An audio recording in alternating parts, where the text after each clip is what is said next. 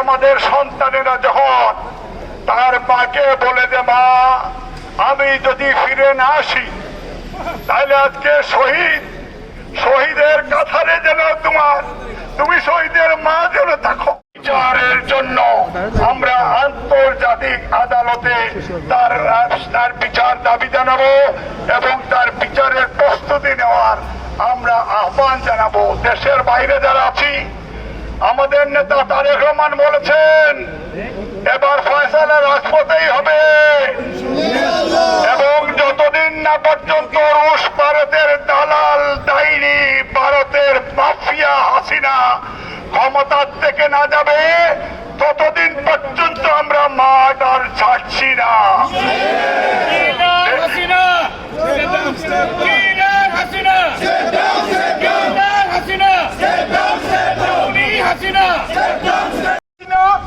গুলি করে হত্যা করেছে তাদের পাশাপাশি এই সাধারণ ছাত্রছাত্রীর পাশাপাশি অভিভাবককে আর যখন আন্দোলনে নেমেছে তাদেরকে গণহত্যা করেছে এই জালিম মাফিয়া খুনি হাসিনা। বন্ধুরা আমার,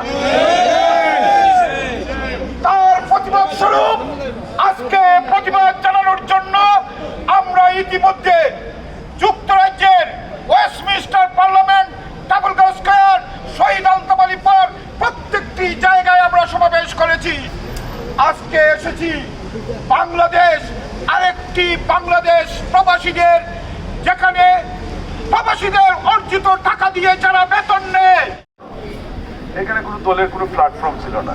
পরে সবাইকে আহ্বান জানিয়ে সবাই জায়গা থেকে সহযোগিতা করে, বিকজ আমরা দেশের ডেভেলপমেন্ট চাই, মেধাভিত্তিক দেশ চাই। Educated people needs to run the country, not by the uneducated person, not by the mental person who can believe in education. Sheikh Hasina তার মধ্যে একজন কমপ্লিটলি মেড হয়ে গেছে। আমার অনেকেই প্রোগ্রাম করেছে আলতাফ আলী পার্কে এবং ট্রাফালগার